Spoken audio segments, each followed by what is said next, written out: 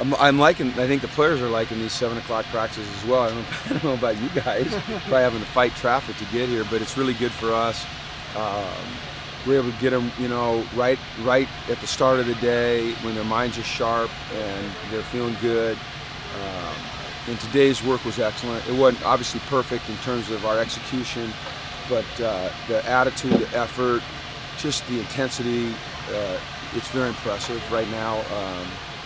So I think, you know, it bodes well for the direction we're heading. We got an amazing challenge this week, especially defensively. I mean, a challenge overall. Anytime you go on the road, you play a team that's coming off a win. It's a Pac-12 South opponent. It's challenging, you know, and they play an aggressive, stemming, moving, creative defense, that 3-3-5 stuff where they'll mix in some 4 down. But defensively, you know, as we all know, one of our weaknesses has been taking care of quarterbacks. And they've got 2 quarterbacks that if you combined their rush average per game, it's about 209 yards rushing a game between their 2 quarterbacks, and the guy went for, I think exactly, was it 327 last week. So we have to be incredibly disciplined, We have to play hard but play with patience, play with speed but play with patience, and that's sometimes, you know, a difficult combination, but we've been working really hard on it, and our guys have a great understanding of what we're up against. You know, either of those quarterbacks, Tate or Dawkins, it's like playing a wildcat offense with a quarterback that can throw. So they've really got it going on offense. I have a lot of respect for what they're doing.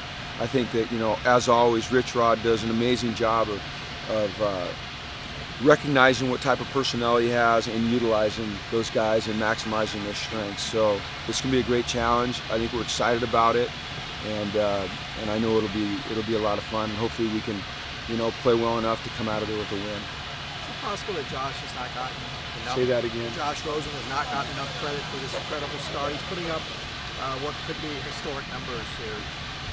You know, Ben, I was thinking about that myself. You know, I try to keep my focus right on what's happening every day, but you know, your mind goes to places, and I'm listening to the talk about the Heisman Trophy candidates, and I think he's certainly, you know, a guy that's worthy of being in the discussion. What we have to do, what he has to do is continue to play well and with consistency, and make those plays like he has been making at key moments. And then what we have to do as a team is we got to win. You know, we got to win. If we win and Josh keeps playing like he's playing, then he's going to vault right into the discussion. But, you know, when we go out to Memphis and we go to Stanford and we don't win, no matter how well he plays, the looming thing is, well, their defense didn't play well, they can't stop the run, all right, and they lost, and that just overshadows, you know, what we're doing offensively and what Josh is accomplishing as an individual. So, it's a couple things. He's got to just keep making improvement, and you see him working to do that. And then around him, we've got to play well on defense, and we've got to win. And then I think it'll change. How do you think pass blocking to be able to stay on the field more this year? That's his strength. You know, that's what we love most about him as a player, is he has a tremendous understanding of pass protection, and if somebody, you know, gets beat or misses, you know, you're playing against good players, he's a great cleanup guy. I think, you know, we're always talking about pass protection being the offensive line, but I think the fact that we've only given up 2 sacks, what did I say, the last 116 attempts or something like that, it's a credit also to the receivers getting open, Josh getting rid of the ball, but also kind of the unsung guy in there is Sosa. And they're doing a great job of protecting the quarterback. I remember you said that was one of the things you struggled with a lot coming out of high school. So what has he done to be able to improve that now that he actually has to handle those responsibilities, he doesn't get to run it all the time like he did in high school? He's worked at it. You know, it's not unusual for a high-profile back coming out of high school to struggle at pass pro because they give him the ball. You know what I mean? If you've got a Sosa Jamabo in high school, you're either running it or you're, you know, getting him out of the backfield and trying to throw it to him. So the great running backs coming out of high school aren't typically guys that have pass blocked a lot.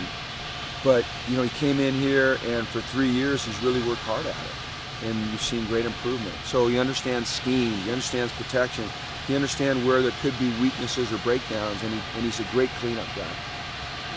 you have as much success against a team as you have against Arizona, and I don't know how you would counteract this, but is there a concern that they would use that to have an edge or an incentive to really come at you? And I don't know how you counteract that, but I think what's important is you don't concern yourself with the psyche of your opponent, because that's wasted energy. There's nothing we can do to control how they're approaching this game. All we can do is control how we are approaching this game.